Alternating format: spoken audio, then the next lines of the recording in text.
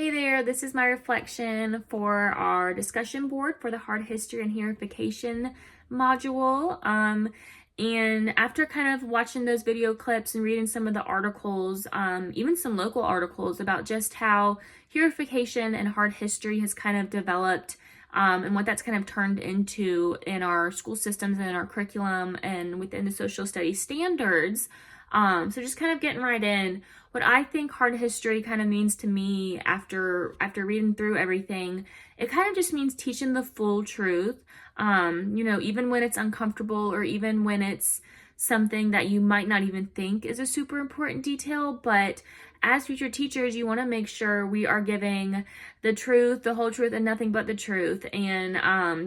even if it means talking about the things that are uncomfortable, and really just make sure you're not creating a biased environment. Like maybe it's not the majority of the class's opinion, but making sure you are telling and teaching your students these things about history. They always say history is about learning from the mistakes in the past to move forward and create a better future. But we as students and teachers and a society cannot learn from those mistakes if we are not being told properly about those mistakes in history. So I think that's kind of the biggest overarching kind of theme for me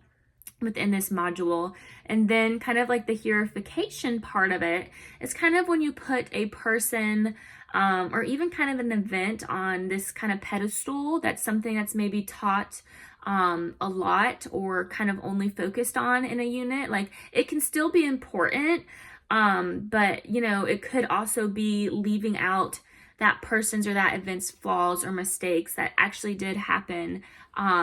with that person or certain event, and not really talking about the nitty gritty or the little details that make up all of our history. I think when we avoid the hard history, we kind of turn these real people into these kind of perfect heroes, which kind of keeps students from really understanding the full picture of truly what went on in our history and really just how far we've come. They don't get to kind of see, when you don't teach the full facts, students don't get to see where our country or even where our world started from and how far we have grown, and how far we can keep growing, and where we truly did start from and where we truly did come from, and how we have grown from those mistakes and things and that hard history. And kind of one example I could think of was kind of talking about, the classic example of like civil rights movement. I know Lily mentioned it, like MLK, and he has always talked about, well, yes, that's like a great example for the MLK and a classic example for civil rights, but also just like forgetting the North Carolina history. Like we talked a little bit about in here about the Greensboro sit-in and, the 4 college students who sat up in the 1960s on the lunch counter, and you don't really hear about those stories. And I think it's really important as a local teacher of your state to know your local history, because all of those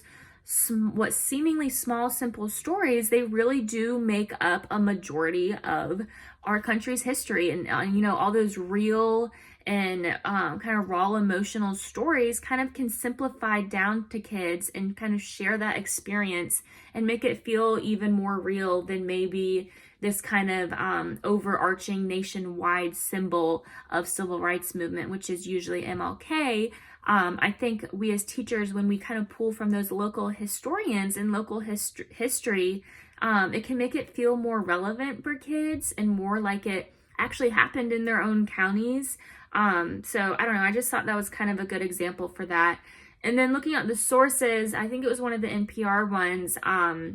he kind of notes that when, like, as history teachers and as teachers in a curriculum of history standards, it kind of has its own discipline within kind of ethics and practices, and how it shouldn't really be just a vehicle for, ideological control in a classroom or even in curriculum. It shouldn't really be kind of just based off of one thing. It should be all the facts just given to you, plain and simple. So you're really getting that full picture of truly what has happened in the past to grow from that in the future. And, you know, history is not just a story you are comfortable living in, I think was like one of the best little things that is said in there. And, you know, just as a future teacher in my future classroom, I think the way to prevent this is just checking multiple different sources and, of course, giving students room to think on their own.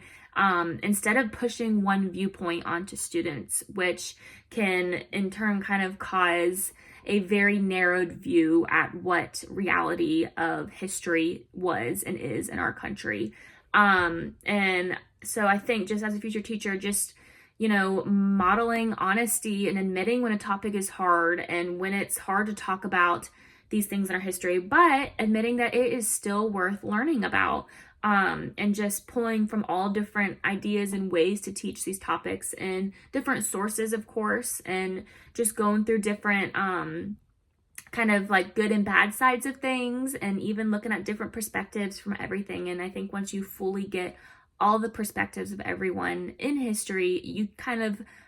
get the full picture of it all. And it's just kind of reminded me that this, like, teaching history as a future teacher is kind of more about helping students understand our country's full story so they kind of can appreciate really how far we have come and think deeply about how we can keep improving it. And like I said before, like, you have to know the mistakes of your country, and even in world history, to then prevent those future mistakes from happening in the future. So yeah, this was an interesting topic to learn about, and those were all my main thoughts on it.